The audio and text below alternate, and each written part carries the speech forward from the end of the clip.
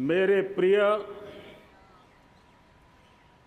140 करोड़ परिवारजन,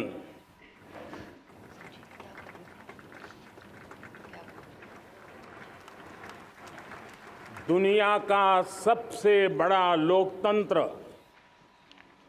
और अब बहुत लोगों का अभिप्राय है कि जनसंख्या की दृष्टि से भी हम विश्व में नंबर 1 पर है। इतना बड़ा विशाल देश, 140 करोड़ देश के मेरे भाई बहन, मेरे परिवारजन आज आजादी का पर्व मना रहे हैं। मैं देश के कोटि कोटि जनों को, देश और दुनिया में भारत को प्यार करने वाले, भारत का सम्मान करने वाले, भारत का गौरव करने वाले कोटि कोटि जनों को आजादी के इस महान पवित्र पर्व की अनेक अनेक शुभकामनाएं देता हूं। मेरे प्यारे परिवारजन, पूज्य बापू के नेतृत्व में असहयोग का आंदोलन, सत्याग्रह की मूवमेंट और भगत सिंह, सुखदेव, राजगुरु जैसे अनगिनत वीरों का बलिदान, उस पीढ़ी में शायद ही कोई व्यक्ति होगा जिसने देश की आजादी में अपना योगदान न दिया हो। मैं आज देश की आजादी के जंग में जिन जिन ने योगदान दिया है, बलिदान दिए हैं, त्याग किया है, तपस्या की है, उन सबको आदरपूर्वक नमन करता हूं, उनका अभिनंदन करता हूं। आज 15 अगस्त महान क्रांतिकारी और अध्यात्म जीवन के ऋषितुल्य प्रणेता श्री अरबिंदो की 150वीं जयंती पूर्ण हो रही है। ये वर्ष स्वामी दयानंद सरस्वती के 150वीं जयंती का वर्ष है। ये वर्ष रानी दुर्गावती के 500वीं जन्मशती का बहुत ही पवित्र अवसर है, जो पूरा देश बड़े धामधूम से मनाने वाला है। ये वर्ष मीराबाई, भक्ति योग की सिरमौर मीराबाई के 525 वर्ष का भी ये पावन पर्व है। ये बार जो 26 जनवरी हम मनाएंगे, वो हमारे गणतंत्र दिवस की 75वीं वर्षगांठ होगी। अनेक प्रकार से अनेक अवसर, अनेक संभावनाएं राष्ट्र निर्माण में जुटे रहने के लिए पल पल नई प्रेरणा, पल पल नई चेतना, पल पल सपने, पल पल संकल्प, शायद इससे बड़ा कोई अवसर नहीं हो सकता। मेरे प्यारे परिवारजन, इस बार प्राकृतिक आपदा ने देश के अनेक हिस्सों में अकल्पनीय संकट पैदा किए। जिन परिवारों ने इस संकट में सहन किया है, मैं उन सभी परिवारजनों के प्रति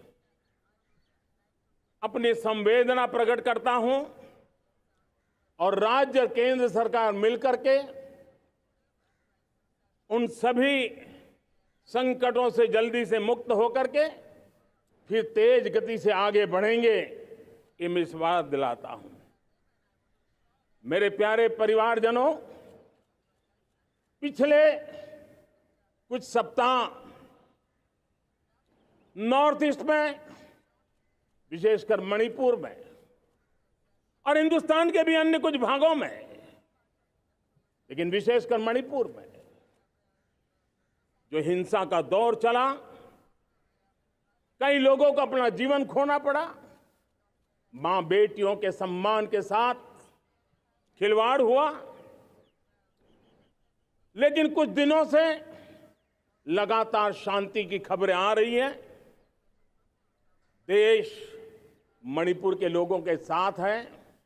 देश मणिपुर के लोगों को पिछले कुछ दिनों से जो शांति बनाए रखी है, उस शांति के पर्व को आगे बढ़ाए और शांति से ही समाधान का रास्ता निकलेगा। और राज्य और केंद्र सरकार मिलकर के उन समस्याओं के समाधान के लिए भरपूर प्रयास कर रही है, करती रहेगी। मेरे प्यारे परिवारजनों, जब हम इतिहास की तरफ नजर करते हैं तो इतिहास में कुछ पल ऐसे आते हैं जो अपनी अमिट छाप छोड़ करके जाते हैं और उसका प्रभाव सदियों तक रहता है। और कभी कभी शुरुआत में वो बहुत छोटा लगता है, छोटी सी घटना लगती है, लेकिन वो अनेक समस्याओं की जड़ बन जाती है। हमें याद है 1000-1200 साल पहले इस देश पर आक्रमण हुआ। एक छोटे से राज्य के छोटे से राजा का पराजय हुआ, लेकिन तब पता तक नहीं था कि एक घटना भारत को 1000 साल की गुलामी में फंसा देगी। और हम गुलामी में जकड़ते गए, जो आया लूटता गया, जो जिसका मन चाहा हम पे आके सवार हो गया। कैसा विपरीत काल रहा होगा वो 1000 साल का। मेरे प्यारे परिवारजनों, घटना छोटी क्यों ना हो, लेकिन 1000 साल तक प्रभाव छोड़ के रही है। लेकिन मैं आज इस बात का जिक्र इसलिए करना चाहता हूं कि भारत के वीरों ने इस कालखंड में कोई भूभाग ऐसा नहीं था, कोई समय ऐसा नहीं था जब उन्होंने देश की आजादी के लौ को जलता न रखा हो, बलिदान की परंपरा न बनाई हो। मां भारती बेड़ियों से मुक्त होने के लिए उठ खड़ी हुई थी, जंजीरों को झकझोर रही थी और देश की नारी शक्ति, देश की युवा शक्ति, देश के किसान, देश के गांव के लोग, मजदूर, कोई हिंदुस्तानी ऐसा नहीं था जो आजादी के सपने को लेकर के जीता न हो। आजादी को पाने के लिए मर मिटने के लिए तैयार होने वालों की एक बड़ी फौज तैयार हो गई थी। जेलों में जवानी खपाने वाले अनेक महापुरुष हमारे देश की आजादी को, इन गुलामी की बेड़ियों को तोड़ने के लिए लगे हुए थे। मेरे प्यारे परिवारजनों, जनचेतना का वो व्यापक रूप, त्याग और तपस्या का वो व्यापक रूप, जन जन के अंदर एक नए विश्वास जगाने वाला वो पल आखिरकार 1947 में देश आजाद हुआ। 1000 साल की गुलामी में संजोए हुए सपने देशवासी पूरे करते हुए देखे।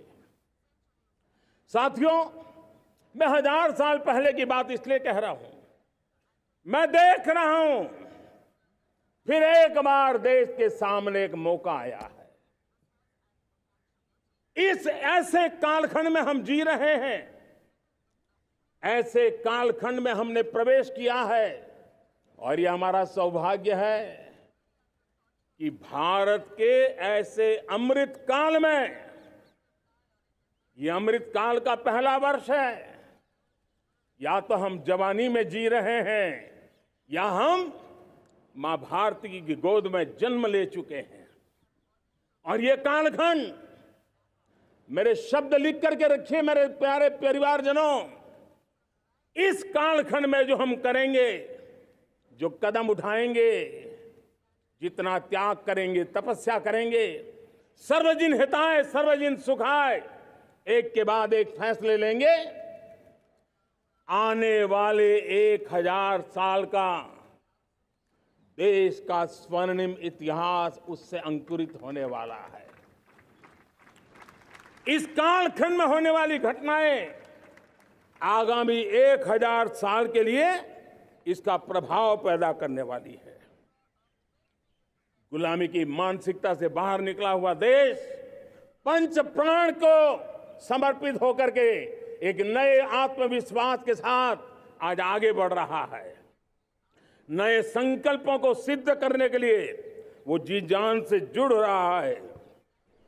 मेरी भारत माता, जो कभी ऊर्जा का सामर्थ्य था लेकिन राख के ढेर में दबी पड़ी थी, वो भारत मां 140 करोड़ देशवासियों के पुरुषार्थ है। उनकी चेतना से, उनकी ऊर्जा से फिर एक बार जागृत हो चुकी है। मां भारती जागृत हो चुकी है। और मैं साफ देख रहा हूं दोस्तों, यही कालखंड है। पिछले 9-10 साल हमने अनुभव किया है, विश्व भर में भारत की चेतना के प्रति, भारत के सामर्थ्य प्रति एक नया आकर्षण, नया विश्वास, नई आशा पैदा हुई है। और ये प्रकाश पुंज जो भारत से उठा है, वो विश्व को उसमें अपने लिए ज्योति नजर आ रही है। विश्व को एक नया विश्वास पैदा हो रहा है। हमारा सौभाग्य है, कुछ ऐसी चीजें हमारे पास हैं जो हमारे पूर्वजों ने हमें विरासत में दी है और वर्तमान कालखंड ने गढ़ी है। आज हमारे पास डेमोग्राफी है, आज हमारे पास डेमोक्रेसी है, आज हमारे पास डाइवर्सिटी है। डेमोग्राफी, डेमोक्रेसी और डाइवर्सिटी की ये त्रिवेणी भारत के हर सपने को साकार करने का सामर्थ्य रखती। आज पूरे विश्व में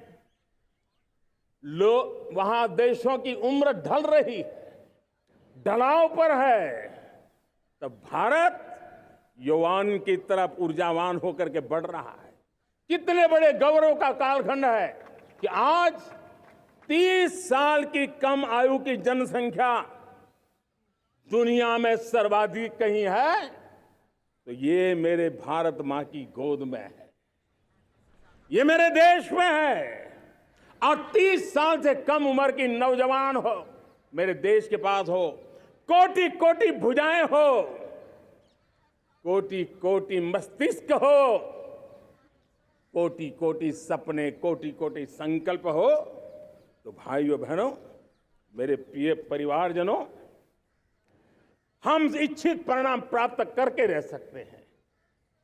मेरे प्यारे परिवारजनों, देश का भाग्य ऐसी घटनाएं बदल देती है। यह सामर्थ्य देश के भाग्य को बदल देता है। भारत 1000 साल की गुलामी और आने वाले 1000 साल के भव्य भारत के बीच में पड़ाव पर हम खड़े हैं, एक ऐसी संधि पर खड़े हैं। और इसलिए अब हमें न रुकना है, न दुविधा में जीना है। मेरे प्यारे परिवारजनों, हमें खोई हुई उस विरासत का गर्व करते हुए, खोई हुई समृद्धि को प्राप्त करते हुए, हमें फिर एक बार,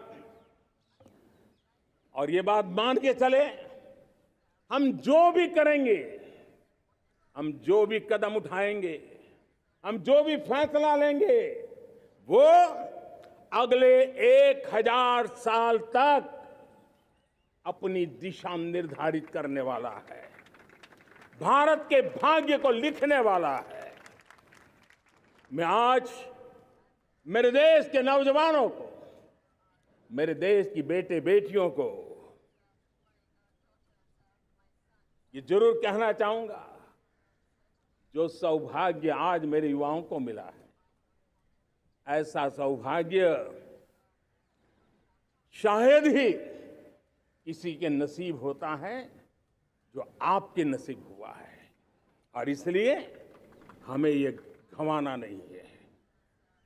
युवा शक्ति पर मेरा भरोसा है, युवा शक्ति में सामर्थ्य है, और हमारी नीतियां, हमारी रीतियां भी उस युवा सामर्थ्य को और बल देने के लिए है। आज मेरे युवाओं ने दुनिया में पहले 3 स्टार्टअप इकोसिस्टम में भारत को स्थान दिला दिया है। विश्व के युवाओं को अचंभा हो रहा है भारत के इस सामर्थ्य को लेकर के, भारत की इस ताकत को देख करके। आज दुनिया टेक्नोलॉजी ड्रिवन है और आने वाला युग टेक्नोलॉजी से प्रभावित रहने वाला है, और तब टेक्नोलॉजी में भारत की जो टैलेंट है उसकी एक नई भूमिका रहने वाली है। साथियों, मैं पिछले दिनों G20 समिट में बाली गया था, और बाली में दुनिया के समृद्ध देश, दुनिया के विकसित देश भी, उनके मुखिया मुझे भारत की डिजिटल इंडिया की सफलता के लिए बारीकियों से जानने के लिए इच्छुक थे। हर कोई इसका सवाल पूछता था, और जब मैं उनको कहता था कि भारत ने जो कमाल किया है ना, वो दिल्ली, मुंबई, चेन्नई तक सीमित नहीं है। भारत ने जो कमाल कर रहा है, मेरे टियर 2, टियर 3 सिटी के युवा भी आज मेरे देश का भाग्य गढ़ रहे हैं। छोटे छोटे स्थान के मेरे नौजवान, और मैं आज बड़े विश्वास से कहता हूं, देश का ये जो सामर्थ्य नया नजर आ रहा है, और इसलिए मैं कहता हूं, हमारे छोटे शहर आकार और आबादी में छोटे हो सकते हैं। ये हमारे छोटे छोटे शहर, हमारे कस्बे आकार और आबादी में छोटे हो सकते हैं, लेकिन आशा और आकांक्षा, प्रयास और प्रभाव वो किसी से कम नहीं है। वो सामर्थ्य उनके अंदर है। नए ऐप्स, नए सॉल्यूशन, टेक्नोलॉजी डिवाइस। अब खेलों की दुनिया देखिए, कौन बच्चे हैं, झुग्गी झोंपड़ी से निकले हुए बच्चे आज खेलों की दुनिया में पराक्रम दिखा रहे हैं। छोटे छोटे गांव के, छोटे छोटे कस्बे के नौजवान, हमारी बेटे बेटियां आज कमाल दिखा रही हैं। अब देखिए, मेरे देश की 100 जितनी स्कूल ऐसी हैं जहां के बच्चे सैटेलाइट बना करके सैटेलाइट छोड़ने की तैयारियां कर रही हैं। आज हजारों टिंकरिंग लैब नए वैज्ञानिकों का गर्भाधान कर रही है। आज हजारों टिंकरिंग लैब लाखों बच्चों को साइंस और टेक्नोलॉजी की राह पर आगे बढ़ने के लिए प्रेरणा दे रही हैं। मैं मेरे देश के नौजवानों को कहना चाहता हूं, अवसरों की कमी नहीं है। आप जितने अवसर चाहेंगे, ये देश आसमान से भी ज्यादा अवसर आपने देने का सामर्थ्य रखता है। मैं आज लाल किले की प्राचीर से मेरे देश की माताओं, बहनों, मेरे देश की बेटियों को हृदय से अभिनंदन करना चाहता हूं। देश आज जब पहुंचा है, अब विशेष शक्ति जुड़ रही है मेरी माताओं बहनों के सामर्थ्य की। आज देश प्रगति की राह पर चल पड़ा है, तो मैं मेरे किसान भाई बहनों का भी अभिनंदन करना चाहता हूं। ये आप ही का पुरुषार्थ है, ये आप ही का परिश्रम है कि देश आज कृषि क्षेत्र में आगे बढ़ रहा है। मैं मेरे मजदूरों का, मेरे श्रमिकों का, मेरे प्रिय परिवारजन, ऐसे कोटि कोटि श्रमिकों को आज मैं नमन करता हूं, उनका अभिनंदन कर रहा हूं। देश आज जो आधुनिकता की ओर बढ़ रहा है, विश्व की तुलना करने वाले सामर्थ्य के साथ नजर आ रहा है, उसके पीछे मेरे देश के मजदूरों का, मेरे देश के श्रमिकों का बहुत बड़ा योगदान है। आज समय कहता है कि लाल किले की प्राचीर से मैं उनका अभिनंदन करूं, उनका अभिवादन करूं, और ये मेरे परिवारजन 140 करोड़ देशवासी, मेरे इन श्रमिकों का, रेहड़ी पटरी वालों का, फूल सब्जी बेचने वालों का हम सम्मान करते हैं। मेरे देश को आगे बढ़ाने में, मेरे देश को प्रगति की नई ऊंचाई पर ले जाने में प्रोफेशनल्स की बहुत बड़ी भूमिका है, बढ़ती रही है। चाहे साइंटिस्ट हो, चाहे इंजीनियर्स हो, डॉक्टर्स हो, नर्सिस हो, शिक्षक हो, आचार्य हो, यूनिवर्सिटीज हो, गुरुकुल हो, हर कोई मां भारती का भविष्य उज्जवल बनाने के लिए अपनी पूरी ताकत से लगा हुआ है। मेरे प्यारे परिवारजनों, राष्ट्रीय चेतना वो एक ऐसा शब्द है जो हमें चिंताओं से मुक्त कर रहा है, और आज वो राष्ट्रीय चेतना ये सिद्ध कर रही है कि भारत का सबसे बड़ा सामर्थ्य बना है भरोसा, भारत का सबसे बड़ा सामर्थ्य बना है विश्वास। जन जन में हमारा विश्वास, जन जन का सरकार पर विश्वास, जन जन का देश के उज्जवल भविष्य पर विश्वास, और विश्व का भी भारत के प्रति विश्वास। ये विश्वास हमारी नीतियों का है, हमारी रीति का है। भारत के उज्जवल भविष्य को जिस निर्धारित मजबूत कदमों से हम आगे बढ़ा रहे हैं, उसका है। भाइयों बहनों, मेरे प्यारे परिवारजनों, ये बात निश्चित है कि भारत का सामर्थ्य और भारत की संभावनाएं विश्वास की नई बुलंदियों को पार करने वाली है, और ये विश्वास की नई बुलंदियां नए सामर्थ्यों को लेकर के चलनी चाह रही है। आज देश में G20 समिट के मेहमान नवाजी का भारत को अवसर मिला है। अब पिछले एक साल से हिंदुस्तान के हर कोने में जिस प्रकार से G20 के अनेक ऐसे आयोजन हुए, अनेक कार्यक्रम हुए हैं, उसने देश के सामान्य मानवीय के सामर्थ्य को विश्व को परिचित करा दिया है, भारत की विविधता का परिचय कराया है, भारत की डायवर्सिटी को दुनिया अचंभे से देख रही है, और उसके कारण भारत के तरफ आकर्षण बढ़ा है, भारत को जानने की, समझने की इच्छा जगी है। उसी प्रकार से आप देखिए एक्सपोर्ट, आज भारत का एक्सपोर्ट के तेजी से बढ़ रहा है, और मैं कहना चाहता हूं दुनिया के एक्सपर्ट्स इन सारे मानदंडों के आधार पर कह रहे हैं कि अब भारत रुकने वाला नहीं है। दुनिया की कोई भी रेटिंग एजेंसी होगी, वो भारत का गौरव कर रही है। कोरोना काल के बाद दुनिया एक नए सिरे से सोचने लगी, और मैं विश्वास से देख रहा हूं कि जिस प्रकार से द्वितीय महायुद्ध के बाद, द्वितीय विश्व युद्ध के बाद दुनिया ने एक नया वर्ल्ड ऑर्डर आकार लिया था, मैं साफ साफ देख रहा हूं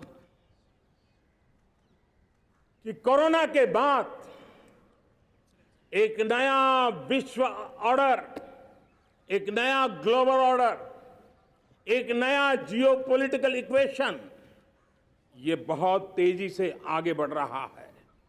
जियोपॉलिटिकल इक्वेशन की सारे व्याख्याएं बदल रही है, परिभाषाएं बदल रही है, और मेरे प्यारे परिवारजनों, आप गौरव करेंगे। बदलते हुए विश्व को शेप देने में आज मेरे 140 करोड़ देशवासियों, आपका सामर्थ्य नजर आ रहा है। आप निर्णायक मोड़ पर खड़े हैं। और कोरोना काल में भारत ने जिस प्रकार से देश को आगे बढ़ाया, दुनिया ने हमारे सामर्थ्य को देखा है। जब दुनिया की सप्लाई चेन तहस नहस हो गई थी, बड़ी बड़ी अर्थव्यवस्थाओं पर दबाव था, उस समय भी हमने कहा था हमें विश्व का विकास देखना है तो मानव केंद्रीय होना चाहिए, मानवीय संवेदनाओं से भरा हुआ होना चाहिए, और तब जाकर के समस्याओं का सही समाधान निकालेंगे। और कोविड ने हमें सिखाया है या हमें मजबूर किया है, लेकिन मानवीय संवेदनाओं को छोड़ करके हम विश्व का कल्याण नहीं कर सकते। आज भारत ग्लोबल साउथ की आवाज बन रहा है।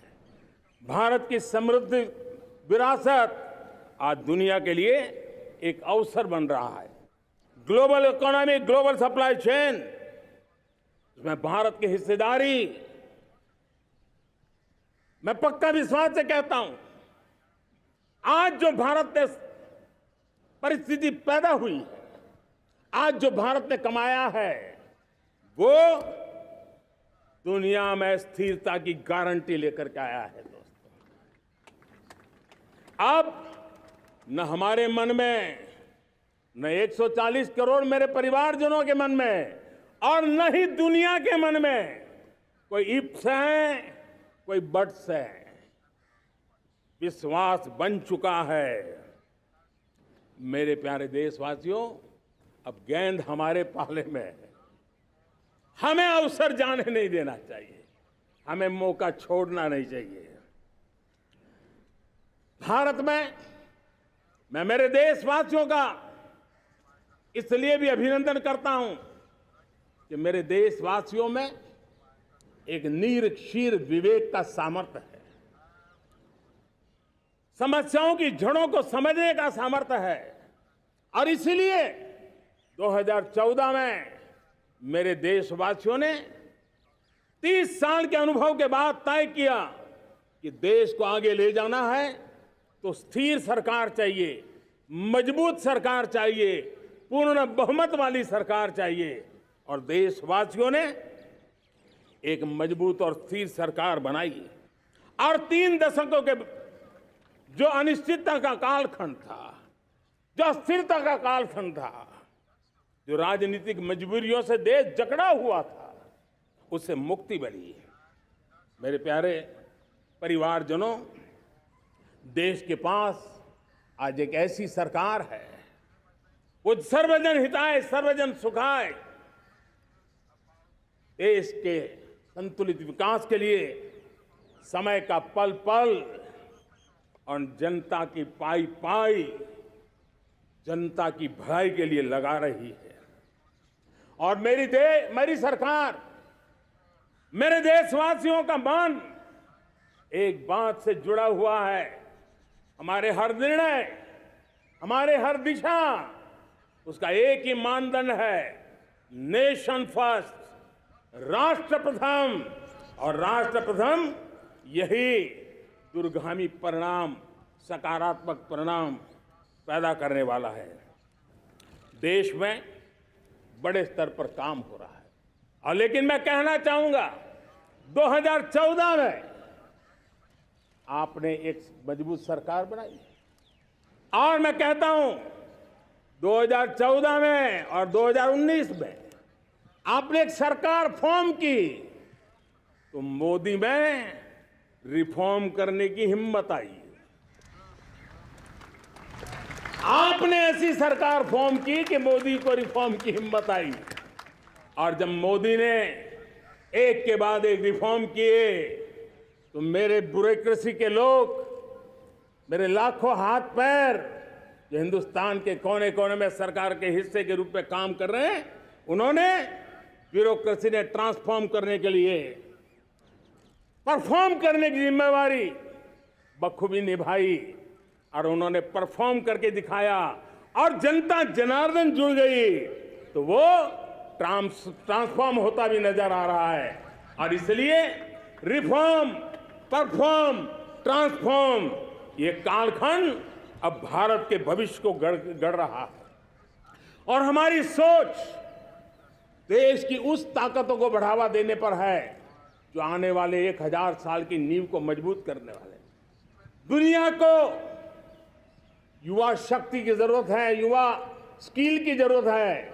हमने अलग स्किल मिनिस्ट्री बनाई, वो भारत की आवश्यकताओं को तो पूरी करेगी, वो दुनिया की आवश्यकताओं को पूरी करने का भी सामर्थ्य रखेगी। हमने जल शक्ति मंत्रालय बनाया। मंत्रालय की बनाने की रचना को भी अगर कोई एनालिसिस करेगा ना, तो इस सरकार के मन मस्तिष्क को बड़े अच्छे ढंग से आप समझ पाएंगे। हमने जल शक्ति मंत्रालय बनाया। ये जल शक्ति मंत्रालय हमारे देश के एक एक देशवासियों को पीने का शुद्ध पानी पहुंचे, पर्यावरण की रक्षा के लिए पानी के प्रति संवेदनशील व्यवस्थाएं विकसित हो, उस पर हम बल रहे हैं। हमारे देश में कोरोना के बाद दुनिया देख रही है होलिस्टिक हेल्थ केयर, ये समय की मांग है। हमने अलग आयुष मंत्रालय बनाया और योग और आयुष आज दुनिया में अपना परचम लहरा रहे हैं। हमने दुनिया को हमारे कमिटमेंट के कारण विश्व का हमारे प्रति ध्यान गया है। अगर हम ही हमारे इस सामर्थ्य को नकार देंगे तो फिर दुनिया कैसे स्वीकार करेगी। लेकिन जब मंत्रालय बना तो दुनिया को भी उसका मूल्य समझ में आया। मत्स्य पालन, हमारा इतना बड़ा समुद्री तट, हमारे कोटि कोटि मछुआरे भाई बहन, उनका कल्याण भी हमारे दिलों में है।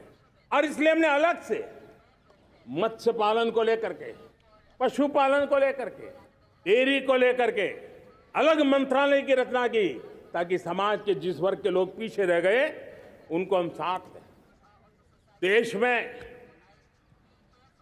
सरकारी अर्थव्यवस्था के हिस्से होते हैं, लेकिन समाज की अर्थव्यवस्था का एक बड़ा हिस्सा है कोऑपरेटिव मूवमेंट। उसको बल देने के लिए, उसको आधुनिकता लाने के लिए और देश के कोने कोने में लोकतंत्र की एक सबसे बड़ी इकाई को मजबूत करने के लिए हमने अलग कोऑपरेटिव मंत्रालय बनाया। और वो हमारी सहकारी संस्थाएं उसका जाल बिछा रहा है, ताकि गरीब से गरीब की वहां सुनवाई हो, उसकी आवश्यकताओं की पूर्ति हो, और वो भी राष्ट्र के विकास की योगदान में एक छोटी इकाई का हिस्सा बनकर के उसमें वो योगदान दे रखें। हमने सहकार से समृद्धि का रास्ता अपनाया है। मेरे प्यारे परिवारजनों,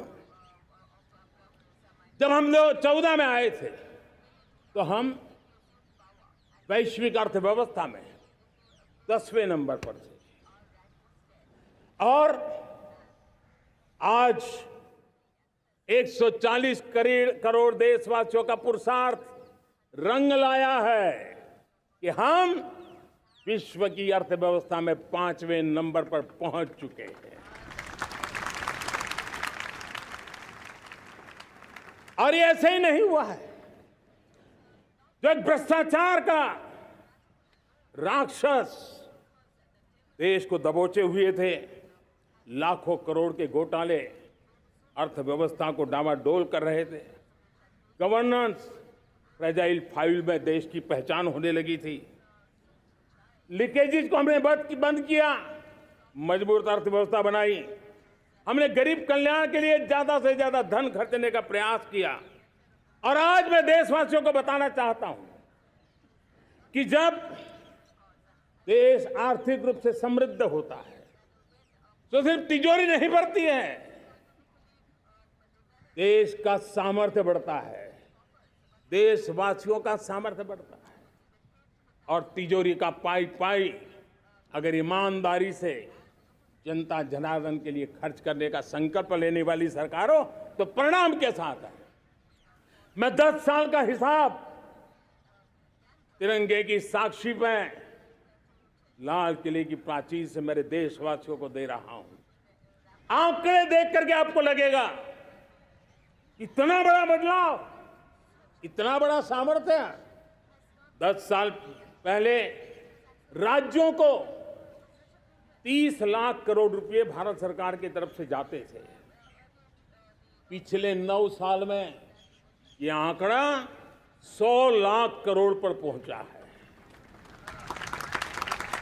पहले स्थानीय निकाय के विकास के लिए भारत सरकार के खजाने से 70,000 करोड़ रुपया जाता था, आज वो 3 लाख करोड़ से भी ज्यादा जा रहा है। पहले गरीबों के घर बनाने के लिए 90,000 करोड़ रुपया खर्च होता था। आज वो 4 गुना होकर के 4 लाख करोड़ से भी ज्यादा खर्च गरीबों के घर बनाने के लिए हो रहा है। पहले गरीबों को यूरिया सस्ता मिले, जो यूरिया की बैग दुनिया के कुछ बाजारों में 3,000 में बिकती है, वो यूरिया की बैग मेरे किसानों को 300 में मिले। और इसलिए देश की सरकार 10 लाख करोड़ रुपया मेरे किसानों की यूरिया में सब्सिडी दे रहा है। मुद्रा योजना 20 लाख करोड़ रुपए, उससे भी ज्यादा मेरे देश के नौजवानों को स्वरोजगार के लिए, अपने व्यवसाय के लिए, अपने कारोबार के लिए दिए हैं। 8 करोड़ लोगों ने नया कारोबार शुरू किया है। और 8 करोड़ लोगों ने कारोबार शुरू किया है ऐसा नहीं, हर कारोबारी ने एक या दो लोगों को रोजगार दिया है। 8 से 10 करोड़ नए लोगों को रोजगार देने का सामर्थ्य ये मुद्रा योजना से लाभ लेने वाले 8 करोड़ नागरिकों को रहा है। एमएसएमईज को करीब 3.5 लाख करोड़ रुपए की मदद से कोरोना के संकट में भी उनको डूबने नहीं दिया, मरने नहीं दिया, उनको एक ताकत दी है। 1 रैंक 1 पेंशन मेरे देश के सेना के जवानों का एक सम्मान का विषय था। 70,000 करोड़ रुपया भारत की तिजोरी से आज पहुंचा है, मेरे निवृत्त सेना के नायकों के जेब में, उनके परिवार में पहुंचा है।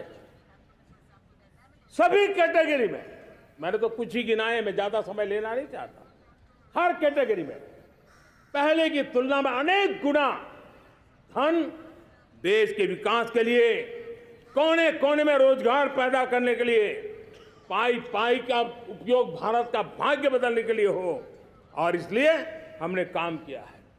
और मेरे प्यारे प्रियजनों, इतना ही नहीं, हमने इन सारे प्रयासों का परिणाम है कि आज 5 साल के मेरे कार्यकाल में, 5 साल के कार्यकाल में, 5 साल में 13.5 करोड़ मेरे गरीब भाई बहन गरीबी की जंजीरों को तोड़ करके न्यू मिडिल क्लास के रूप में बाहर आए हैं। जीवन का इससे बड़ा कोई संतोष नहीं होता।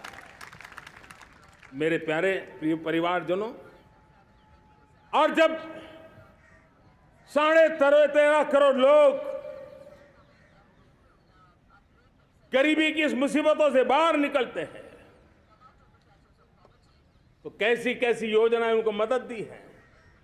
उनको आवास योजना का लाभ मिलना, पीएम स्वनिधि से 50,000 करोड़ रुपया रेहड़ी पटरी वालों तक पहुंचाया है। आने वाले दिनों में, आने वाली विश्वकर्मा जयंती पर एक कार्यक्रम हम लागू करेंगे। इस विश्वकर्मा जयंती पर हम करीब 13-15 हजार करोड़ रुपया से, जो परंपरागत कौशल्य से रहने वाले लोग, जो औजार से और अपने हाथ से काम करने वाला वर्ग है, ज्यादातर ओबीसी समुदाय से, हमारे सुथार हो, हमारे सोनार हो, हमारे राजमिस्त्री हो, हमारे कपड़े धोने वाले काम करने वाले लोग हो, हमारे बाल काटने वाले भाई बहन परिवार हो, ऐसे लोगों को एक नई ताकत देने के लिए हम आने वाले महीने में विश्वकर्मा जयंती पर विश्वकर्मा योजना लॉन्च करेंगे और करीब 13-15 हजार करोड़ से उसका प्रारंभ करेंगे। हमने पीएम किसान सम्मान निधि में 2.5 लाख करोड़ रुपया सीधा मेरे देश के किसानों के खाते में जमा किया है।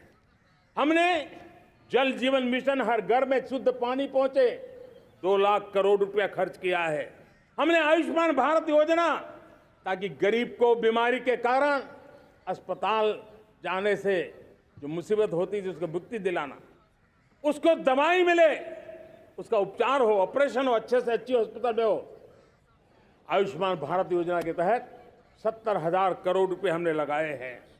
पशुधन, देश ने कोरोना वैक्सीन की बात तो देश को याद है, 40,000 करोड़ रुपए लगाए, वो तो याद है।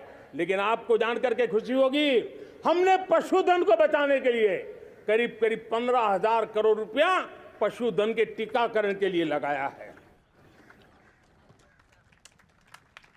मेरे प्यारे देशवासियों, मेरे प्यारे परिवारजनों, जन औषधि केंद्रों ने देश के सीनियर सिटीजन्स को, देश के मध्यम वर्गीय परिवार को एक नई ताकत दी है। जिस संयुक्त परिवार में अगर किसी को एक डायबिटीज जैसा हो जाए, 2-3 हजार रुपया दवाई का बिल स्वाभाविक हो जाता है। हमने जन औषधि केंद्र से जो दवाई बाजार में 100 रुपये में मिलती है, वो 10 रुपया, 15 रुपया, 20 रुपये में दी। और आज देश में 1000 जन औषधि केंद्रों से मेरे इन बीमारी में जिनको दवाई की जरूरत थी, ऐसे लोगों के करीब 20,000 करोड़ रुपया उनके जेब में बचा है। और ये ज्यादातर मध्यम वर्ग के परिवार के लोग हैं। लेकिन आज उसकी सफलता को देखते हुए मैं देशवासियों को कहना चाहता हूं, जैसे हम एक विश्वकर्मा योजना लेकर के समाज के उस वर्ग को छूने वाले हैं, अब देश में 10,000 जन औषधि केंद्र से हम 25,000 जन औषधि केंद्र का लक्ष्य लेकर के आने वाले दिनों में काम करने वाले हैं। मेरे प्यारे परिवारजनों, जब देश में गरीबी कम होती है तो देश की मध्यम वर्ग की ताकत बहुत बढ़ती है। और अगर दुनिया में, और मैं आपको विश्वास दिलाता हूं, आने वाले 5 साल में मोदी का गारंटी है, देश पहले 3 वैश्विक इकोनॉमी में अपना जगह ले लेगा। ये पक्का जगह ले लेगा। आज जो 13.5 करोड़ गरीबी से बाहर आए हुए लोग हैं, वो एक प्रकार से मध्यम वर्ग की ताकत बन जाते हैं। जब गरीब की खरीद शक्ति बढ़ती है तो मध्यम वर्ग की व्यापार शक्ति बढ़ती है। जब गांव की खरीद शक्ति बढ़ती है तब कस्बे और शहर की आर्थिक व्यवस्था और तेज गति से दौड़ती है। और यही इंटरकनेक्टेड हमारा अर्थचक्र होता है। हम उसको बल लेकर के आगे चलना चाहते हैं।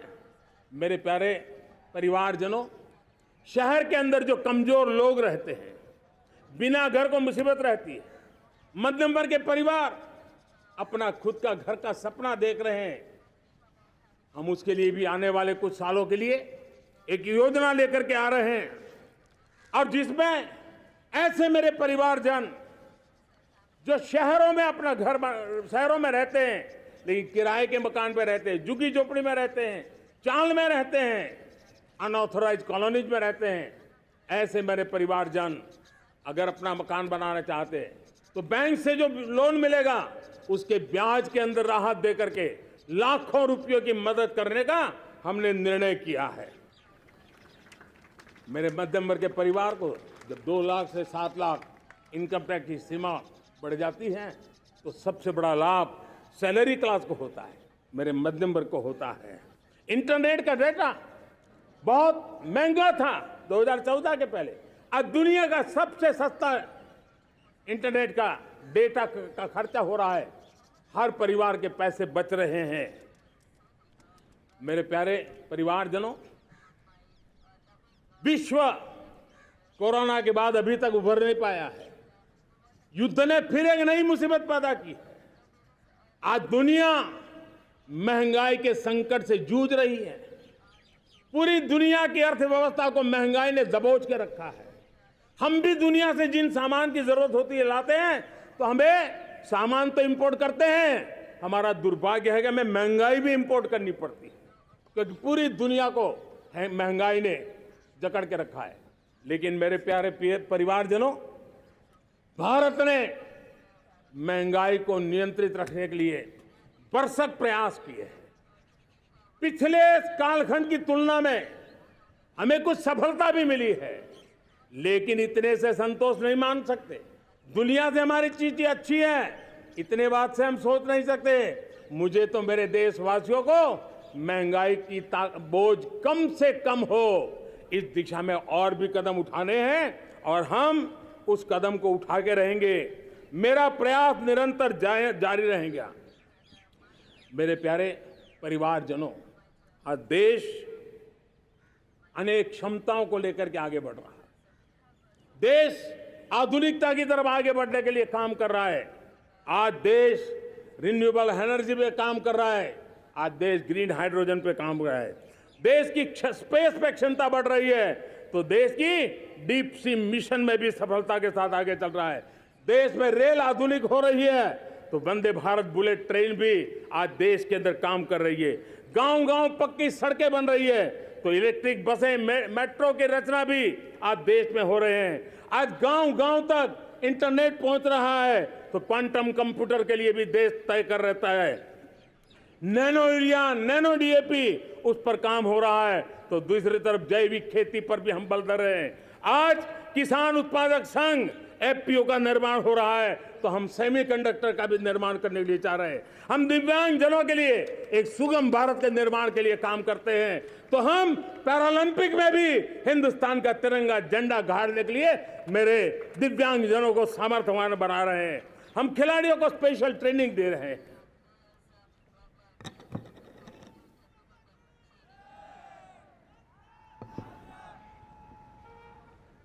आज भारत पुरानी सोच, पुराने ढर्रे को छोड़ करके लक्ष्यों को तय करके लक्ष्यों को प्राप्त करने की राह से चल रहा है। और जब मैं कहता हूं ना कि जिसका शिलान्यास हमारी सरकार करती है, उसका उद्घाटन भी हमारे कालखंड में करते हैं।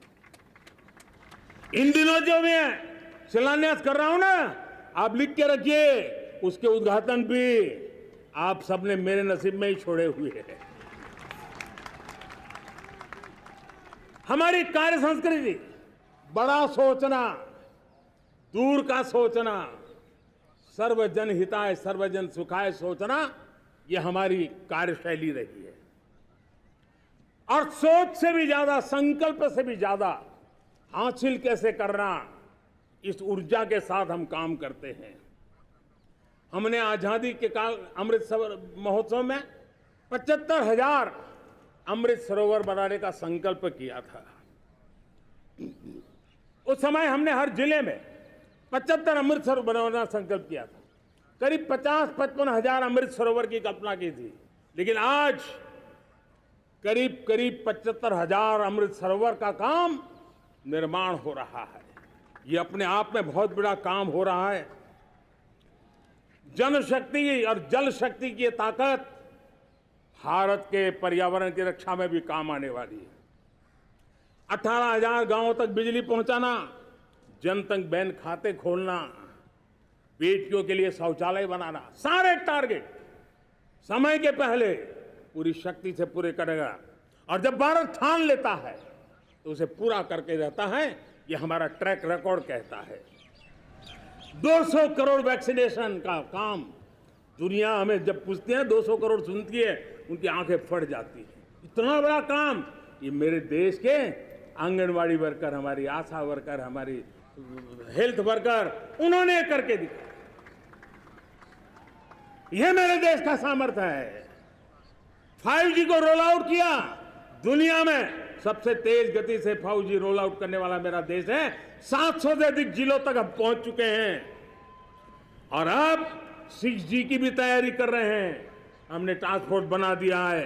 रिन्यूएबल एनर्जी, हम टारगेट से पहले चले हैं। हमने रिन्यूएबल एनर्जी 2030 का जो टारगेट तय किया था, 21-22 में इसको पूरा कर दिया। हमने इथेनॉल में 20% ब्लेंडिंग की बात कही थी, वो भी हमने समय से 5 साल पहले पूरा कर दिया। हमने $500 बिलियन के एक्सपोर्ट की बात की थी, वो भी समय के पहले $500 बिलियन से ज्यादा कर दिया। हमने तय किया, जो हमारे देश में 25 साल से चर्चा हो रही थी कि देश में नई संसद बने, पार्लियामेंट का कोई सत्र ऐसा नहीं था नई संसद के। ये मोदी है, समय के पहले नई संसद बना करके रख दिया। मेरे प्यारे भाई बहनों, ये काम करने वाली सरकार है, निर्धारित लक्ष्यों को पार करने वाली सरकार है। ये नया भारत है, ये आत्मविश्वास से भरा हुआ भारत है, ये संकल्पों को चरितार्थ करने के लिए जी जान से जुटा हुआ भारत है। और इसलिए ये भारत न रुकता है, ये भारत न थकता है, ये भारत न हाँफता है और न ही ये भारत हारता है। और इसलिए मेरे प्यारे परिवारजनों, आर्थिक शक्ति बढ़ी है तो हमारी सामरिक शक्ति को भी एक नई ताकत मिली है।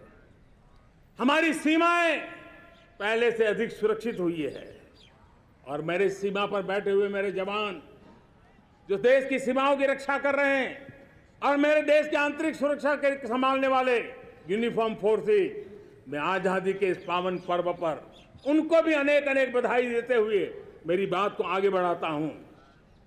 सेना का अधिकरण हो, हमारी सेना युवा बने, हमारी सेना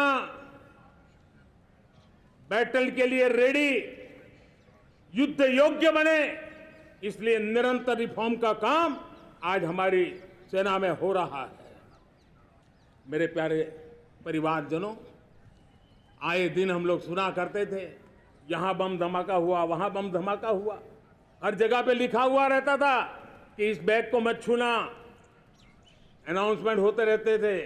आज देश सुरक्षा की अनुभूति कर रहा है और जब सुरक्षा होती है, शांति होती है, तो प्रगति के नए अरमान हम पूरे कर सकते हैं। उसको लिए सीरियल बम धमाके का जमाना बीती हुई बात हो गई है। निर्दोषों के जो मौत होते थे वो बीते हुए कल की बात हो गई है। आज देश में आतंकी हमलों में भारी कमी आई है।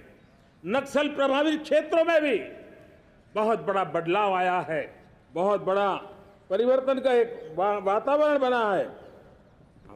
मेरे प्यारे परिवारजनों, प्रगति की हर चीज में, लेकिन जब 2047 हम एक विकसित भारत का सपना लेकर के चल रहे हैं तब, और वो सपना नहीं, 140 करोड़ देशवासियों का संकल्प है और उस संकल्प को सिद्ध करने के लिए परिश्रम की पराकाष्ठा भी है।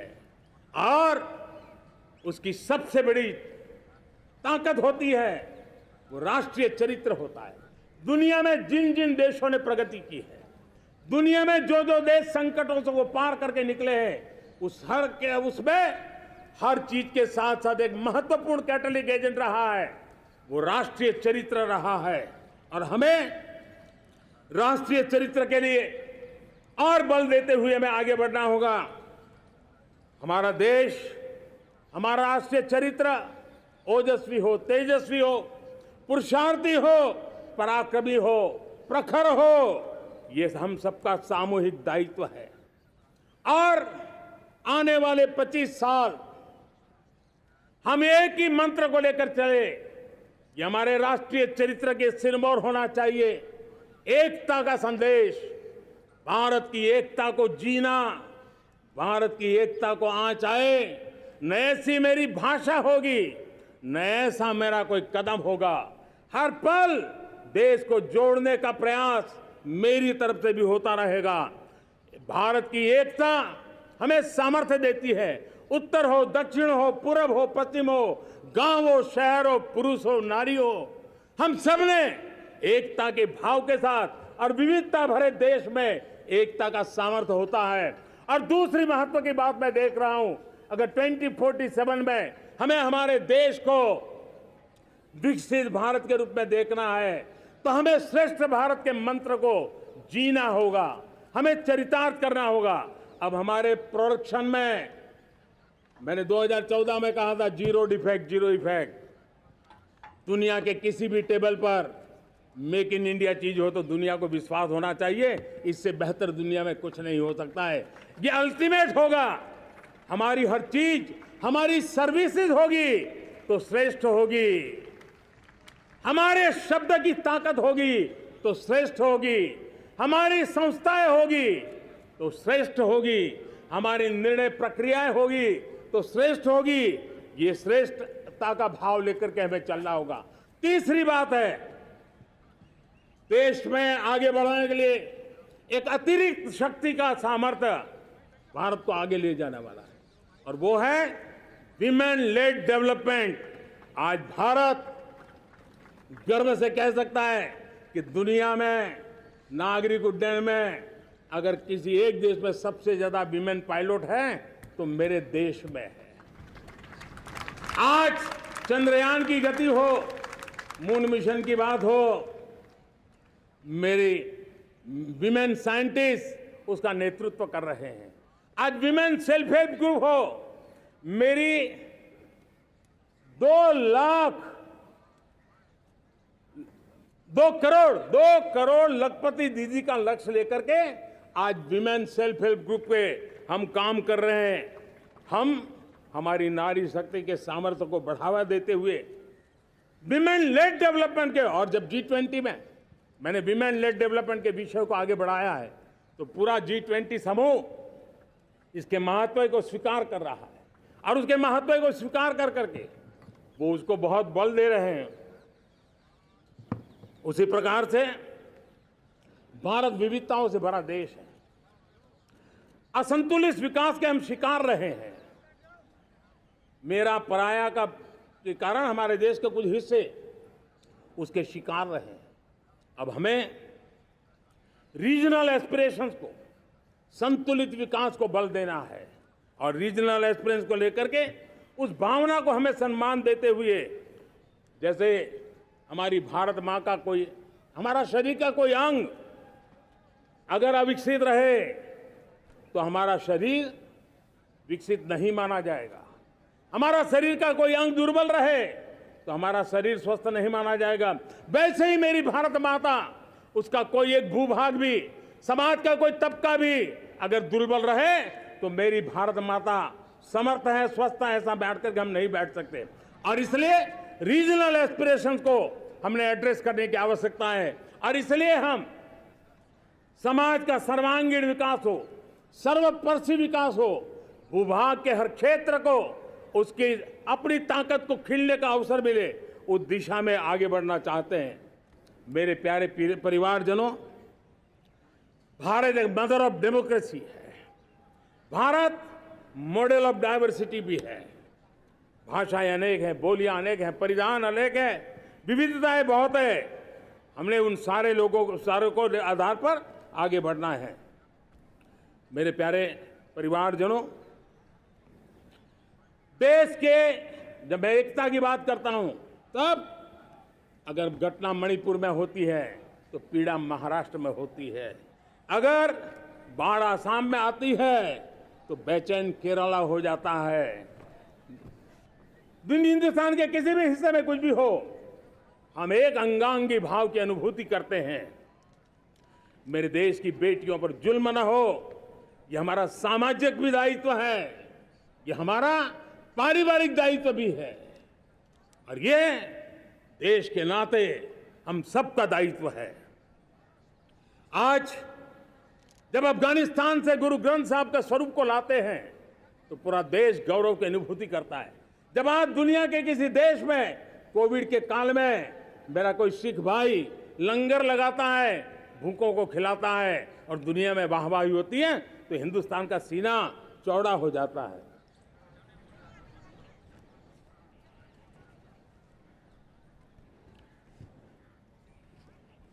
मेरे प्यारे परिवारजनों,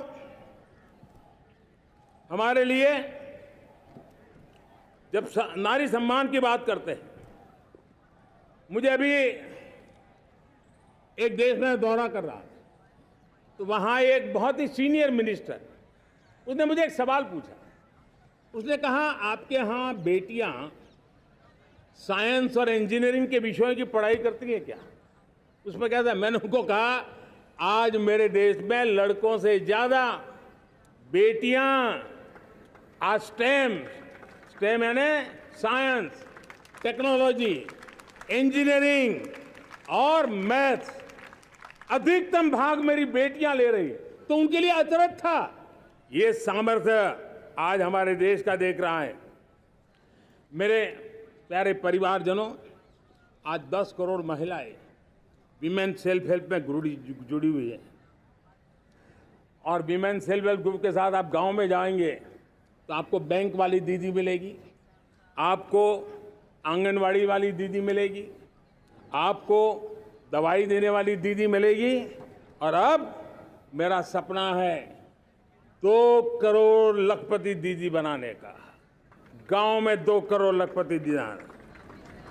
और इसके लिए एक नया अभिगम भेजा, साइंस और टेक्नोलॉजी। हमारे गांव की महिलाओं का भी सामर्थ्य देखता हूं मैं, और इसलिए हम एक नई योजना सोच रहे हैं कि हमारे एग्रीकल्चर सेक्टर में टेक्नोलॉजी आए, एग्री टेक को बल मिले। इसलिए विमेन सेल्फ हेल्प ग्रुप की बहनों को हम ट्रेनिंग देंगे, ड्रोन चलाने की, ड्रोन रिपेयरिंग की हम ट्रेनिंग देंगे, और हजारों ऐसे विमेन सेल्फ हेल्प ग्रुप को भारत सरकार ड्रोन देगी, ट्रेनिंग देगी, और हमारे एग्रीकल्चर के काम में ड्रोन की सेवाएं उपलब्ध हो। इसके लिए हम शुरुआत करेंगे। प्रारंभ हम 15,000 विमेन सेल्फ हेल्प ग्रुप के द्वारा ये ड्रोन की उड़ान का हम आरंभ कर रहे हैं। मुझे विश्वास है कि इसके कारण हमारे परिवारजनों का, मेरे प्यारे परिवारजनों, आज देश आधुनिकता की तरफ बढ़ रहा है।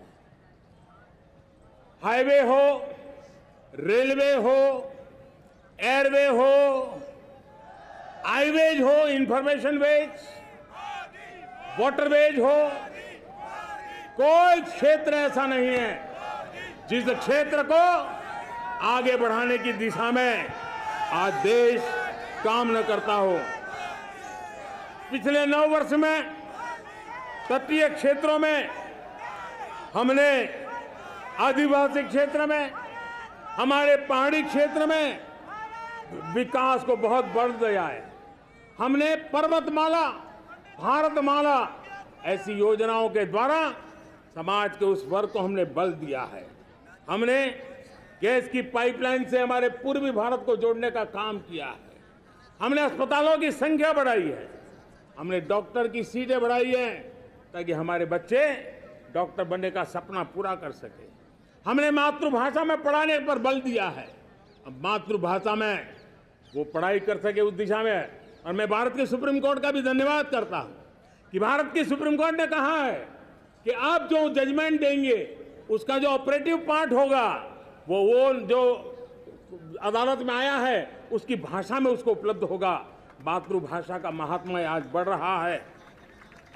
मेरे प्यारे भाई परिवारजनों, आज तक हमारे देश के जो बॉर्डर विलेज हैं, हमने वाइब्रेंट बॉर्डर विलेज का एक कार्यक्रम शुरू किया है। और वाइब्रेंट बॉर्डर विलेज, अब तक इसके लिए कहा जाता था देश के आखिरी गांव। हमने उस पूरी सोच को बदला है, वो देश का आखिरी गांव नहीं है। सीमा पर जो नजर आ रहा है वो मेरे देश का पहला गांव है। अगर सूरज उगता है पूरब में तो उस तरफ के गांव में पहली सूरज की किरण आती है। अगर सूरज ढलता है तो इस तरफ के गांव में आखिरी किरण उसका लाभ मिलता है। ये मेरे पहले गांव है और मुझे खुशी है कि आज मेरे इस कार्यक्रम के विशेष मेहमान, ये जो पहले गांव है, सीमावर्ती गांव है, उसके 600 प्रधान आज इस लाल किले की प्राचीर के इस महत्वपूर्ण कार्यक्रम का हिस्सा बनने के लिए आए। पहली बार वो इतनी दूर तक आए हैं, नए संकल्प और सामर्थ्य के साथ जुड़ने के लिए आया है। मेरे प्यारे परिवारजनों, हमने संतुलित विकास के लिए एस्पिरेशनल डिस्ट्रिक्ट, एस्पिरेशनल ब्लॉक की कल्पना की और आज उसके सुखद परिणाम मिल रहे हैं।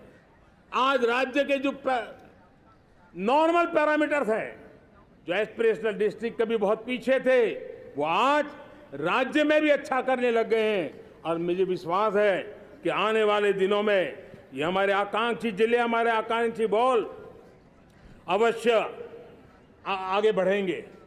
जैसे मैंने कहा था, भारत का चरित्र की चर्चा कर रहा था, तो मैंने पहला कहा था भारत की एकता, दूसरा कहा था भारत श्रेष्ठता की तरफ बल दें, तीसरा कहा था विमेन लेड डेवलपमेंट की मैंने बात कही थी, और मैं आज एक बात और कहना चाहता हूं कि हम जैसे रीजनल एस्पिरेशन, मैंने चौथी बात कही थी, पांचवी महत्व की बात, और भारत ने अब उस दिशा में जाओ, और वो है हमारा राष्ट्रीय चरित्र विश्व मंगल के लिए सोचने वाला होना चाहिए। हमें देश को इतना मजबूत बनाना है जो विश्व मंगल के लिए भी अपनी भूमिका अदा करे।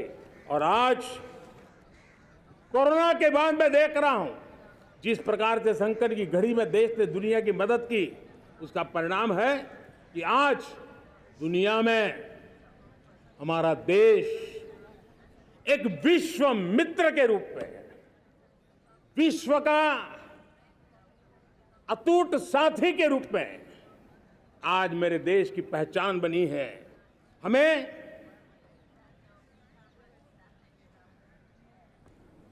जब विश्व मंगल की बात करते हैं तब भारत का मूलभूत विचार है, उस विचार को हम आगे बढ़ाने लोग हैं। और मुझे खुशी है कि आज अमेरिकी संसद के भी कई चुने हुए गणमान्य प्रतिनिधि भी आज हमारे 15 अगस्त के इस अवसर में हमारे बीच में मौजूद है। भारत की सोच कैसी है, हम विश्व मंगल की बात को कैसे आगे बढ़ाते हैं। अब देखिए, हम जब सोचते हैं तो क्या कहते हैं, हमने दुनिया के सामने ये दर्शन रखा है और दुनिया उस दर्शन को लेकर के हमारे साथ जुड़ रही है। हमने कहा one sun, one world, one grid. Renewable energy के क्षेत्र में एक बहुत बड़ा हमारा स्टेटमेंट है, आज दुनिया उसको स्वीकार कर रही है। कोविड के बाद हमने दुनिया को कहा हमारा अप्रोच होना चाहिए वन अर्थ, वन हेल्थ। समस्याओं का समाधान तभी होगा जब मानव को, पशु को, पौधे को बीमारी के संबंध में समान रूप से एड्रेस किया जाएगा, तब जाकर के हम करेंगे। हमने G20 समिट के लिए दुनिया के सामने कहा है one world, one family, one future. इस सोच को लेकर के चल रहे हैं। हमने क्लाइमेट को लेकर के दुनिया जो संकट से जूझ रही है, हमने रास्ता दिखाया है, लाइफ मिशन लॉन्च किया है, लाइफस्टाइल फॉर एनवायरनमेंट। हमने दुनिया के सामने इंटरनेशनल सोलर अलायंस बनाया और आज दुनिया के कई देश इंटरनेशनल सोलर अलायंस का हिस्सा बन रहे हैं। हमने बायोडायवर्सिटी का महत्व देखते हुए बिग कैट अलायंस की व्यवस्था को हमने आगे बढ़ाया है। हमने प्राकृतिक आपदा के कारण, ग्लोबल वार्मिंग के कारण इंफ्रास्ट्रक्चर का जो नुकसान होता है, उसके लिए दूरगामी व्यवस्थाओं की जरूरत है और इसलिए coalition for disaster resilient infrastructure CDRI एक समाधान के रूप में दुनिया को दिया है। विश्व आज समुद्रों को संघर्ष का केंद्र बना रहा है, तब हमने दुनिया को सागर का प्लेटफॉर्म दिया है जो वैश्विक समुद्री शांति की गारंटी बन सकता है। हमने पारंपरिक चिकित्सा पद्धतियों को बल देते हुए WHO का एक ग्लोबल लेवल का सेंटर हिंदुस्तान में बनाने की दिशा में काम किया है। हमने योग और आयुष के द्वारा विश्व कल्याण और विश्व के स्वस्थता की दिशा में काम किया है और आज भारत विश्व मंगल की मजबूत नींव डाल रहा है। इस मजबूत नींव को आगे बढ़ाना हम सबका काम है, हम सबकी जिम्मेवारी है। मेरे प्यारे परिवारजनों, सपने अनेक है, संकल्प साफ है, नीतियां स्पष्ट है, नियत के सामने कोई सवाल या निशान नहीं है, लेकिन कुछ सच्चाइयों को हमें स्वीकार करना पड़ेगा और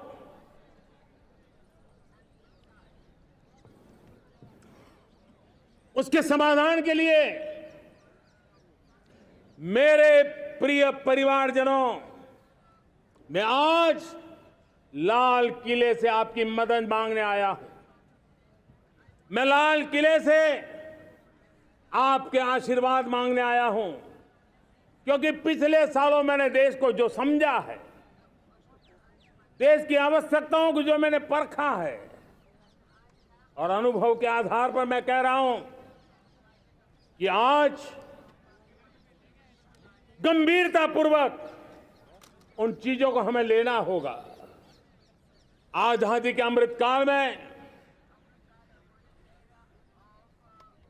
2047 में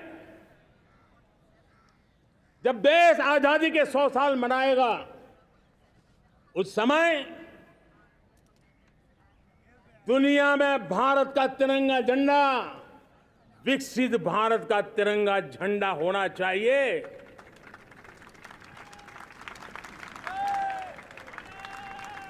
रत्ती भर भी हमें रुकना नहीं है, पीछे नहीं हटना है। और इसके लिए शुचिता,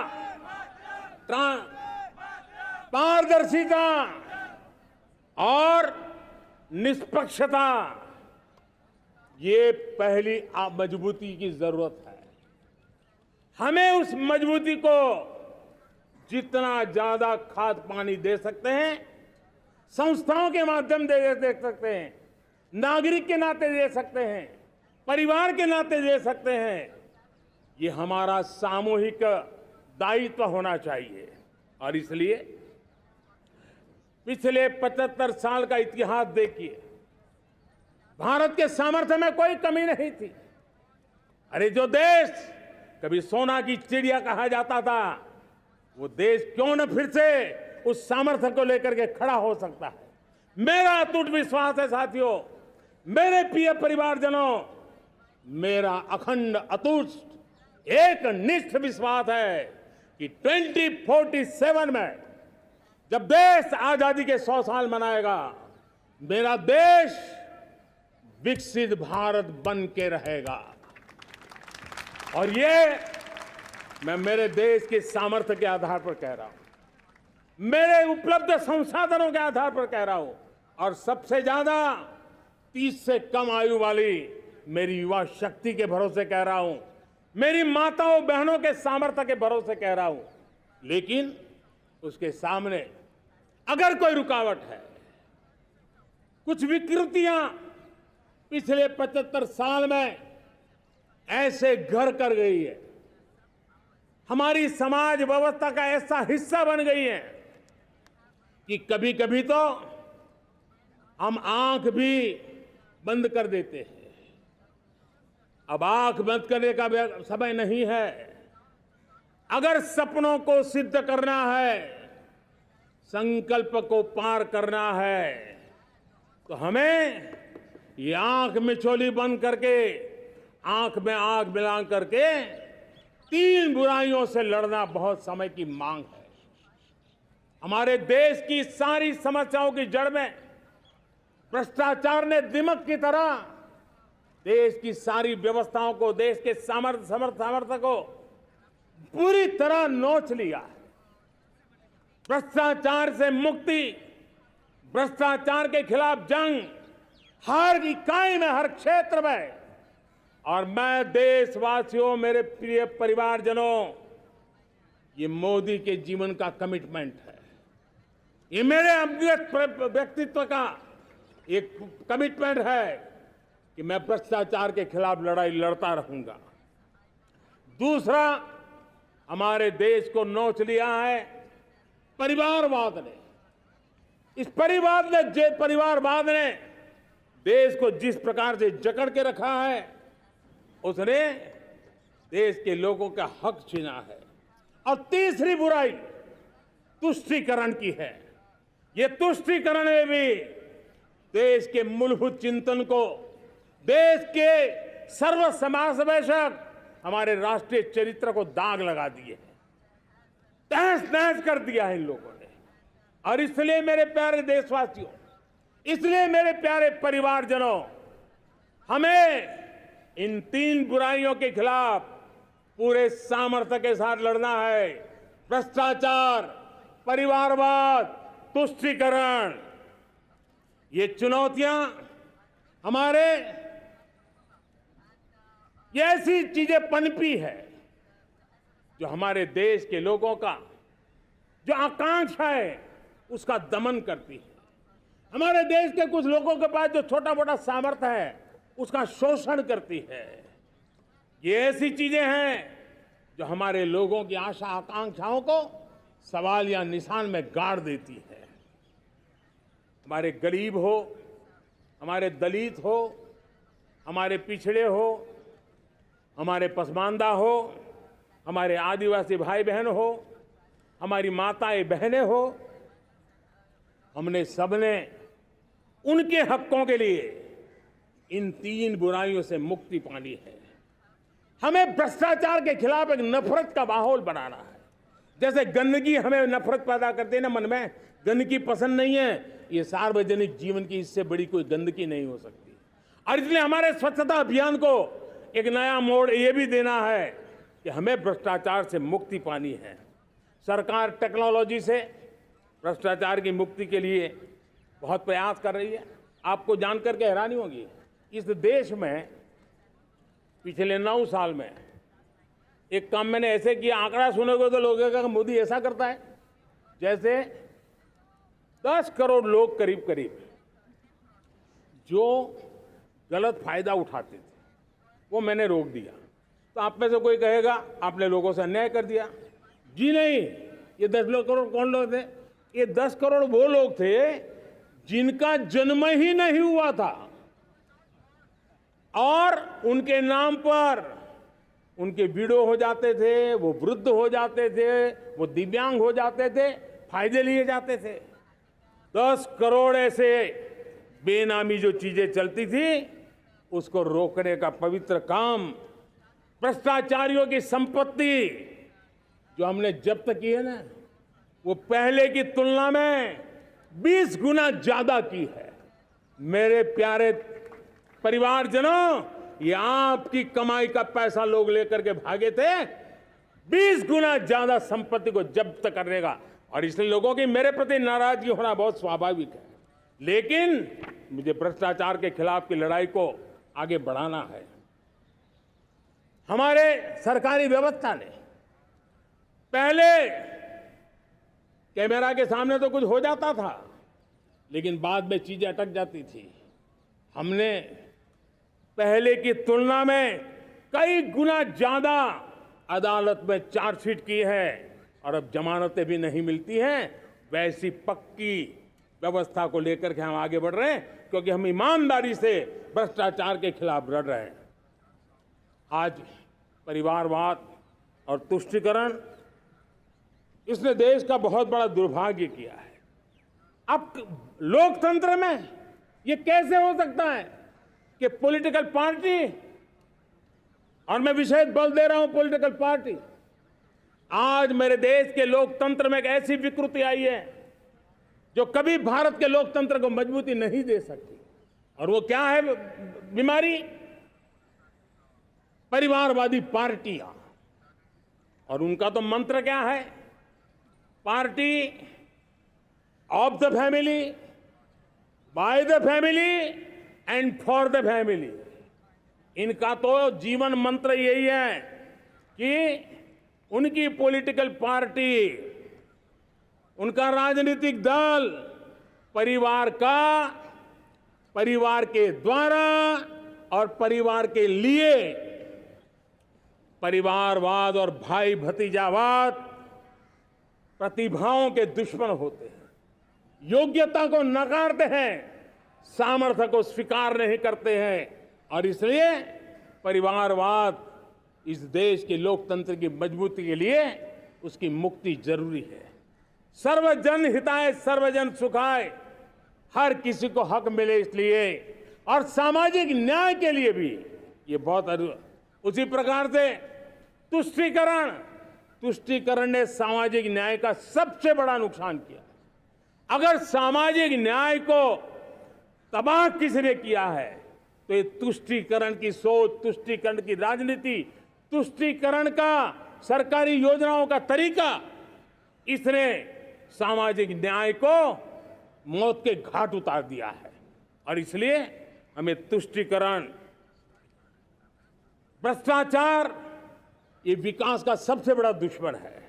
अगर देश विकास चाहता है, देश 2047 विकसित भारत का सपना का साकार करना चाहता है, तो हमारे लिए आवश्यक है कि हम किसी भी हालत में देश में भ्रष्टाचार को सहन नहीं करेंगे। इस मूड को लेकर के चलना चाहिए। मेरे प्यारे परिवारजनों, हम सबका एक बहुत बड़ा महत्वपूर्ण दायित्व है। आपने जिस प्रकार से जिंदगी जी है, हमारे आने वाली पीढ़ी को ऐसी जिंदगी जीने के लिए मजबूर करना, यह हमारा गुनाह है। यह हमारा दायित्व है कि हमारे आने वाली पीढ़ी को हम ऐसा समृद्ध देश दें, ऐसा संतुलित देश दें, ऐसा सामाजिक न्याय की धरोहर वाला देश दें, ताकि छोटी छोटी चीजों को पाने के लिए उन्हें कभी भी संघर्ष न करना पड़े। हम सभी का कर्तव्य, हर नागरिक का कर्तव्य है, और ये अमृत काल कर्तव्य काल है। हम कर्तव्य से पीछे नहीं उठ सकते। हमें वो भारत बनाना है जो पूज्य बापू के सपनों का था। हमें वो भारत बनाना है जो हमारे स्वतंत्र सेनानियों का सपना था। हमें वो भारत बनाना है जो हमारे वीर शहीदों का था, हमारी वीरांगनाओं का था, जिन्होंने मातृभूमि के लिए अपना जीवन दे दिया था।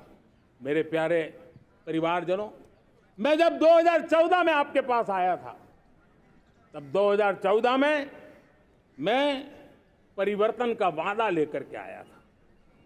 2014 में मैंने आपको वादा किया था, मैं परिवर्तन लाऊंगा, और 140 करोड़ मेरे परिवारजन, आपने मुझ पे भरोसा किया और मैंने विश्वास पूरा करने की कोशिश की। Reform, perform, transform,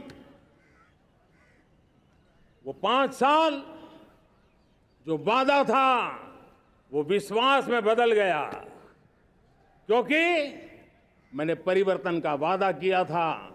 reform, perform, transform के द्वारा मैंने इस वादे को विश्वास में बदल दिया। कठोर परिश्रम किया है, देश के लिए किया है, शान से किया है, सिर्फ और सिर्फ नेशन फर्स्ट, राष्ट्र सर्वोपरि, इस भाव से किया है। 2019 में परफॉर्मेंस के आधार पर आप सबने मुझे फिर से आशीर्वाद दिया। परिवर्तन का वादा मुझे यहां ले आया, परफॉर्मेंस मुझे दोबारा ले आया, और आने वाले 5 साल अभूतपूर्व विकास के हैं। 2047 के सपने को साकार करने का सबसे बड़ा स्वर्णिम पल आने वाले 5 साल है। और अगली बार 15 अगस्त को इसी लाल किले से मैं आपको देश की उपलब्धियां, आपके सामर्थ्य, आपके संकल्प, उसमें हुई प्रगति, उसकी जो सफलता है, उसके गौरवगान, उससे भी अधिक आत्मविश्वास के सामने, आपके सामने मैं प्रस्तुत करूंगा। मेरे प्यारे प्रियजनों, मेरे परिवारजनों, मैं आप में से आता हूं, मैं आपके बीच से निकला हूं, मैं आपके लिए जीता हूं। अगर मुझे सपना भी आता है तो आपके लिए आता है। अगर मैं पसीना भी बहाता हूं तो आपके लिए बहाता हूं, क्योंकि इसलिए नहीं कि आपने मुझे दायित्व दिया है, मैं इसलिए कर रहा हूं कि आप मेरे परिवारजन हैं, और आपके परिवार के सदस्य के नाते मैं आपके किसी दुख को देख नहीं सकता हूं, मैं आपके सपनों को चूर चूर होते नहीं देख सकता हूं, मैं आपके संकल्प को सिद्धि तक ले जाने के लिए आपका एक साथी बन करके, आपका एक सेवक बन करके, आपके साथ जुड़े रहने का, आपके साथ जीने का, आपके लिए जूझने का मैं संकल्प लेकर के चला हुआ इंसान हूं। और मुझे विश्वास है, हमारे पूर्वजों ने आजादी के लिए जो जंग लड़ा था, जो सपने देखे थे, वो सपने हमारे साथ है।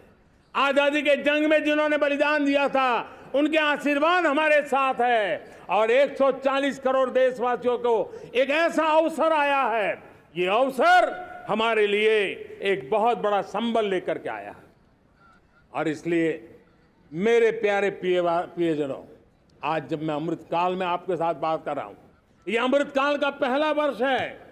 ये अमृतकाल के पहले वर्ष पर जब मैं आपसे बात कर रहा हूं तो मैं आपको पूरे विश्वास से कहना चाहता हूं, चलता चलाता काल चक्र, चलता चलाता काल चक्र, अमृत काल का भाल चक्र, चलता चलाता काल चक्र, अमृत काल का भाल चक्र, सबके सपने, सबके सपने, अपने सपने, सबके सपने, अपने सपने, पनपे सपने सारे, सबके सपने, अपने सपने, पनपे सपने सारे,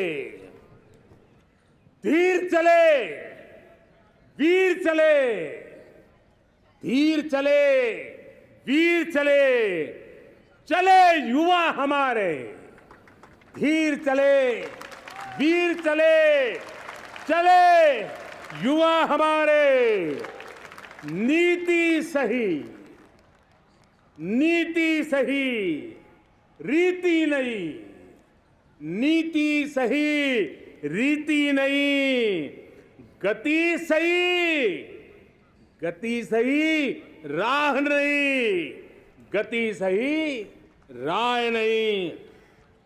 चुनो, चुनो चुनौती,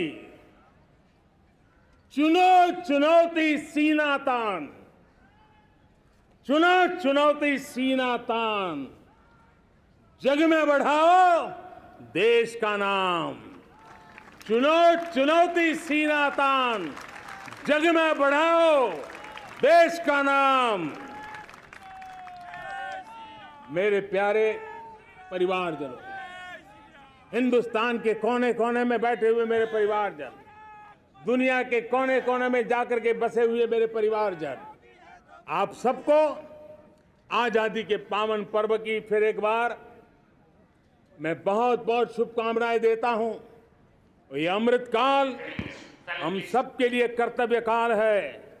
ये अमृतकाल हम सबको मां भारती के लिए कुछ कर गुजारने का काल है। आजादी का जब जंग चल रहा था 1947 के पहले जो पीढ़ी ने जन्म लिया था उन्हें देश के लिए मरने का मौका मिला था।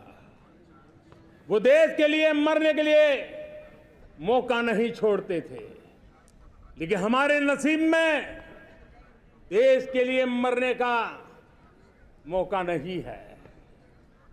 लेकिन हमारे लिए देश के लिए जीने का ये इससे बड़ा कोई अवसर नहीं होता।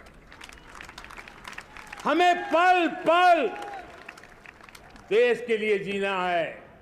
इसी संकल्प के साथ इस अमृतकाल में 140 करोड़ देशवासियों के सपने संकल्प भी बनाने हैं। 140 करोड़ देशवासियों के संकल्प को सिद्धि में भी परिवर्तित करना है और 2047 का जब तिरंगा झंडा फहरेगा तो विश्व एक विकसित भारत का गुणगान करता होगा। इसी विश्वास के साथ, इसी संकल्प के साथ मैं आप सबको अनेक अनेक शुभकामनाएं देता हूं, बहुत बहुत बधाई देता हूं। जय हिंद, जय हिंद, जय हिंद, भारत माता की, भारत माता की, भारत माता की, वंदे वंदे वंदे। बहुत बहुत धन्यवाद।